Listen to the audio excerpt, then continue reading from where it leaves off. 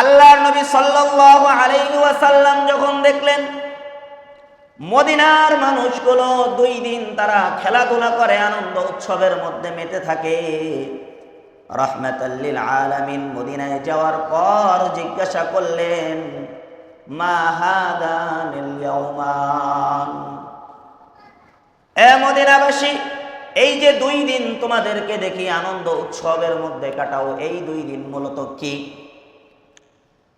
কুন্না নালআবু ফীহিমা ফিল জাহিলিয়া, মদিনার মানুষগুলো বলল, ইয়া রাসূলুল্লাহ, আপনার আগমনের পূর্বে মূর্খতার যুগ, জাহিলিয়াতের যুগে এই 2 দিন আমরা খেলাধুলা করতাম, আনন্দ উৎসব করতাম। ফাকালা রাসূলুল্লাহ সাল্লাল্লাহু আলাইহি ওয়াসাল্লাম, বিশ্বনবী মুহাম্মদুর রাসূলুল্লাহ সাল্লাল্লাহু আলাইহি ওয়াসাল্লাম এবার বললেন, ইন্নাল্লাহা ক্বাদ আবদালাকুম বিহিমা খায়রাম মিনহা, আল্লাহ সুবহানাহু ওয়া তাআলা এই জাহিলিয়াতের যুগের সমস্ত প্রথা খেলাধুলার পরিবর্তে আল্লাহ তাআলা মুসলমানদের আনন্দ উৎসবের জন্য এর চাইতে উত্তম আরো 2টা দিন তোমাদেরকে দান করে দিল। সুবহানাল্লাহ। ইয়াউমাল ফিত্রি ওয়া ইয়াউমাল আযহা, সেই 2টা দিন হলো, 1 নাম্বার হলো ঈদুল ফিতর। ও মদিনার বসি, এখন থেকে আর তোমরা জাহিলিয়াতের যুগের ন্যায় খেলাধুলার মধ্যে মগ্ন হবে না, বরং দীর্ঘ 1 মাস সিয়াম সাধনার পরে তোমরা এই ঈদুল ফিতর তোমরা উদযাপন করবে, আনন্দ উৎসব পালন করবে। আর একটা হলো হজের মতো মহান হুকুম পালন করার পর 10ই জিলহজ তোমরা ঈদুল আযহা, কুরবানির ঈদ উদযাপন করবে। এই 2 দিন এখন থেকে আমি আল্লাহ মুসলমানদের আনন্দ উৎসবের জন্য নির্ধারণ করে দিলাম। সুবহানাল্লাহ। যেহেতু ঈদ এটা প্রতি বছরই আমাদের কাছে আসে, এই কারণে এই ঈদকে ঈদ বলা হয়। এখন ঈদ হলো 2টা, একটা হলো ঈদুল আযহা আর একটা হলো ঈদুল ফিতর। এই ফিতর মানে কি? এই ফিতর শব্দের শাব্দিক অর্থ হলো রোজা ভেঙে ফেলা। কি করা? রোজা ভেঙে ফেলা, ইফতার করা। ইফতার বলি না, ফাতরুন শব্দ থেকে ইফতারুন এসেছে। যেহেতু আমরা দীর্ঘ 1 মাস রোজা রাখার পর এই যে আজকে আমাদের কোনো রোজা নাই, এই রোজা খোলার মাধ্যমে এই ঈদ আমরা পালন করতেছি, এই কারণে এই ঈদকে ঈদুল ফিতর বলা হয়। এই ঈদের সূচনা মূলত কবে হয়? 2য় হিজরিতে আল্লাহর নবী সাল্লাল্লাহু আলাইহি ওয়াসাল্লাম যখন মক্কা থেকে হিজরত করে মদিনায় গেলেন, মদিনায় যাওয়ার পর 2য় হিজরিতে আল্লাহ সুবহানাহু ওয়া তাআলা এই ঈদ মুসলমানদেরকে দান করে। বলেন সুবহানাল্লাহ। সেটা কিভাবে? আল্লাহর নবী সাল্লাল্লাহু আলাইহি ওয়াসাল্লাম মদিনায় গেলেন। মদিনায় যাওয়ার পর রাসূলুল্লাহ সাল্লাল্লাহু আলাইহি ওয়াসাল্লাম দেখেন যে মদিনার মানুষ তারা কি করে? মদিনার মানুষ তারা 2 দিন তারা খেলাধুলা করত, আনন্দ উৎসব করত। ওয়ালাহুম ইয়াউমানে ইয়ালআবুনা ফীহিমা ফাকালা রাসূলুল্লাহ সাল্লাল্লাহু আলাইহি ওয়াসাল্লাম মা হাযানিল ইয়াউম, আল্লাহর নবী সাল্লাল্লাহু আলাইহি ওয়াসাল্লাম যখন দেখলেন মদিনার মানুষগুলো 2 দিন তারা খেলাধুলা করে আনন্দ উৎসবের মধ্যে মেতে থাকে, রাহমাতাল লিল আলামিন মদিনায় যাওয়ার পর জিজ্ঞাসা করলেন, মা হাদানিল ইয়াউমান, এ মদিনাবাসী, এই যে 2 দিন তোমাদেরকে দেখি আনন্দ উৎসবের মধ্যে কাটাও, এই 2 দিন মূলত কি? কুন্না নালআবু ফীহিমা ফিল জাহিলিয়া, মদিনার মানুষগুলো বলল, ইয়া রাসূলুল্লাহ, আপনার আগমনের পূর্বে মূর্খতার যুগ, জাহিলিয়াতের যুগে এই 2 দিন আমরা খেলাধুলা করতাম, আনন্দ উৎসব করতাম। ফাকালা রাসূলুল্লাহ সাল্লাল্লাহু আলাইহি ওয়াসাল্লাম, বিশ্বনবী মুহাম্মদুর রাসূলুল্লাহ সাল্লাল্লাহু আলাইহি ওয়াসাল্লাম এবার বললেন, ইন্নাল্লাহা ক্বাদ আবদালাকুম বিহিমা খায়রাম মিনহা। আল্লাহ সুবহানাহু ওয়া তাআলা এই জাহিলিয়াতের যুগের সমস্ত প্রথা খেলাধুলার পরিবর্তে আল্লাহ তাআলা মুসলমানদের আনন্দ উৎসবের জন্য এর চাইতে উত্তম আরো 2টা দিন তোমাদেরকে দান করে দিল। সুবহানাল্লাহ। ইয়াউমাল ফিতরি ওয়া ইয়াউমাল আযহা, সেই 2টা দিন হলো, 1 নাম্বার হলো ঈদুল ফিতর। ও মদিনার বসি, এখন থেকে আর তোমরা জাহিলিয়াতের যুগের ন্যায় খেলাধুলার মধ্যে মগ্ন হবে না, বরং দীর্ঘ 1 মাস সিয়াম সাধনার পরে তোমরা এই ঈদুল ফিতর তোমরা উদযাপন করবে, আনন্দ উৎসব পালন করবে। আর একটা হলো হজের মতো মহান হুকুম পালন করার পর 10ই জিলহজ তোমরা ঈদুল আযহা কুরবানির ঈদ উদযাপন করবে।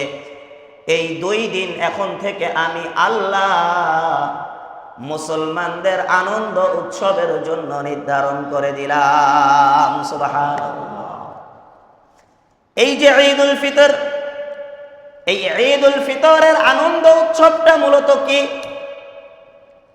ঈদুল ফিতরের আনন্দ উৎসব হলো যেই সকল বান্দারা দীর্ঘ 1 মাস কষ্ট করে সিয়াম সাধনা করেছে, রমজানের রোজাগুলো বিনা ওজরে ছেড়ে দেয় নাই, তারাবির নামাজগুলো সুন্দরভাবে যারা আদায় করেছেন, দান সদকা যাকাত ফিতরা সব কিছু সুন্দরভাবে আদায় করেছে, আল্লাহ তাআলা নবীর মাধ্যমে জানায় দেন আজকের এই ঈদের আনন্দটা মূলত ওই সকল বান্দাদের জন্য। সুবহানাল্লাহ। আজকে এই ঈদের দিনে গুরুত্বপূর্ণ একটি ইবাদত হলো সদকাতুল ফিতর আদায় করা। এই যে ঈদের নামাজের পূর্বেই সদকাতুল ফিতর আদায় করা। সদকাতুল ফিতর মূলত 2 কারণে আল্লাহ তাআলা নবীজির মাধ্যমে মানুষের উপর আবশ্যক করে দেন। সেই 2টা কারণ কি? হাদিসের মধ্যে নবীজি বলেন, ফরদান নবী সাল্লাল্লাহু আলাইহি ওয়াসাল্লাম যাকাতুল ফিতরি রাহমাতাল লিল আলামিন। যাকাতুল ফিতর, সদকাতুল ফিতর মানুষের জন্য নির্ধারণ করে দিয়েছেন। 1 নাম্বার কারণ হলো তুহরাতান লিস-সাইমি মিনাল লাগবি ওয়াল ফারাস। রোজা রাখার কারণে বান্দা অসতর্কতা বশত অথবা অজান্তেই অনেক সময় এই জবান দ্বারা আমাদের অশ্লীল কথাবার্তা গালিগালাজ বের হয়ে যায়, ঠিক কিনা বলেন? আবার দেখা যায় রমজানের পূর্বে পাপের অভ্যাস থাকার কারণে রমজান মাসেও দেখা যায় ছোটখাটো বড় ধরনের অনেক পাপ আমাদের দ্বারা হয়ে যায়। আল্লাহর নবী জানাই দিলেন, বান্দা রোজা রাখার পরেও তোমার যেই ভুল ভ্রান্তিগুলো হয়েছে, দীর্ঘ 1 মাস সিয়াম সাধনার পরে ঈদগাহে আসার পূর্বে বান্দা তুমি যদি এই সদকাতুল ফিতর আদায় করো, আল্লাহ তাআলা তোমার রোজার ওই সামান্য ভুল ত্রুটিগুলো ক্ষমা করে দিবেন। সুবহানাল্লাহ। ওয়া তু'মাতাল লিল মাসাকিন। 2 নাম্বার কারণ হলো এই যে ঈদ আমি আল্লাহ মানুষের জন্য আনন্দ উৎসবের জন্য একটা দিবস দিয়ে দিলাম, এই দিবসটা যেন শুধুমাত্র ধনীরাই ভালো খাবার খেলো, ভালো পোশাক পরলো এই রকম না হয়, বরং ধনী গরিব সবাই মিলে মিশে যেন সুন্দরভাবে ঈদটা উদযাপন করতে পারে। এই কারণে মিসকিন অসহায় গরিব ওয়াতু'মাতান লিল মাসাকিন, অসহায় মানুষেরও যেন এই ঈদুল ফিতরের দিন একটু ভালো মন্দ খাবারের ব্যবস্থা হয়। এই ব্যবস্থার জন্য আমি আল্লাহ ধনীদের জন্য সদকাতুল ফিতর আবশ্যক করে দিলাম। সুবহানাল্লাহ। এই কারণে সদকাতুল ফিতর এটা আমরা সবাই আদায় করার চেষ্টা করব ইনশাআল্লাহ। সর্বনিম্ন 100 টাকা আপনার উপর আবশ্যক হোক, তার উপর আবশ্যক এই আজকে ফজরের সময় যার কাছে যাকাতের নেসাব পরিমাণ সম্পদ আছে, এই ব্যক্তির উপর সদকাতুল ফিতর আবশ্যক, চাইছে ছোট বাচ্চা হোক অথবা বড় হোক। আপনার উপর সদকাতুল ফিতর আবশ্যক না, কিন্তু আপনার সামর্থ্য আছে, আপনিও সদকাতুল ফিতর আদায় করেন, কি লাভ? আপনার রোজার ভুল ত্রুটি থাকলে আল্লাহ তাআলা সেটা ক্ষমা করে দিবে, বলেন সুবহানাল্লাহ। এই কারণে আমরা যারা আদায় করেছি তো আলহামদুলিল্লাহ, যারা করি নাই তারা এই নামাজের পূর্বেই সদকাতুল ফিতর আদায় করে দিব। যদি নামাজের পূর্বে আদায় করি তাহলে এটা মকবুল, আল্লাহর কাছে গ্রহণীয় দান হিসেবে এটা আল্লাহ তাআলা গ্রহণ করবে, বলেন সুবহানাল্লাহ। আর যদি আমরা নামাজের পরে আদায় করি তাহলে ফাহিয়া সাদাকাতুম মিনাস সাদাকাত, সেটাও সদকা হবে, কিন্তু সদকায়ে ফিতরের পরিপূর্ণ সওয়াবটা এর দ্বারা পাওয়া যাবে না। এই কারণে আমরা এই নামাজের পূর্বে সদকাতুল ফিতর আদায় করে দেব। আল্লাহ তাআলা তৌফিক দান করুক, সবাই বলেন আমিন। মুহতারাম হাজিরিন, এই যে আজকে মূলত খুশির দিন, কিসের খুশির দিন? হাদিসের মধ্যে আছে এই যে রমজান মাস, এই রমজান মাস পাওয়ার পর যেই সকল বান্দারা আগে গুনাহের অভ্যাস ছিল, কিন্তু রমজান মাসে তওবা করেছে, আল্লাহ আমি আর গুনাহ করব না, এই যে এই দৃঢ় সংকল্প করতেছে। গতকালকের আলোচনায় বলেছিলাম যে আমল ছাড়া যাবে না, আমলটা ধরে রাখতে হবে। এমন বান্দাদেরকে আল্লাহ তাআলা ক্ষমা করে দিবে, বলেন সুবহানাল্লাহ। আর যারা চিন্তা ভাবনা করতেছে রমজান মাস অনেক কষ্ট হয়েছে, কত কষ্ট হয়েছে, পদ্মা দিয়া চার দোকান, সিগারেটের দোকানটা চালাইতে হয়েছে, গতকালকে থেকে আমরা স্বাধীন হয়ে গেছি, আর কোনো বাধা বিপত্তি নাই, এমন যাদের চিন্তা ভাবনা যে রমজান মাস আকাম কুকাম ওই রকম করতে পারি নাই, রমজান শেষ, এখন আর টেনশন নাই, আগের মতো আবার সব শুরু করে দিব। হাদিসের মধ্যে নবীজি বলেন এমন বান্দাদের রোজা আল্লাহ তাআলা কবুল করবে না, বলেন নাউজুবিল্লাহ। আজকের খুশিটা মূলত কাদের জন্য? আল্লাহ নবী সাল্লাল্লাহু আলাইহি ওয়াসাল্লাম বলেন আল্লাহ সুবহানাহু ওয়া তাআলা এই ঈদুল ফিতরের দিন আমরা তো মসজিদে ঈদগাহে ঈদের নামাজের জন্য একত্রিত হয়েছি। আল্লাহ সুবহানাহু ওয়া তাআলা আসমানের ফেরেশতাদেরকে নিয়ে আজকে গর্ব করে বলতেছে, ও আমার ফেরেশতারা, আমার এই বান্দারা, আমার এই বান্দিরা যারা কষ্ট করে রোজা রেখেছে, আল্লাহ সুবহানাহু ওয়া তাআলা বলেন এই যে আমার এই বান্দা এবং বান্দিরা,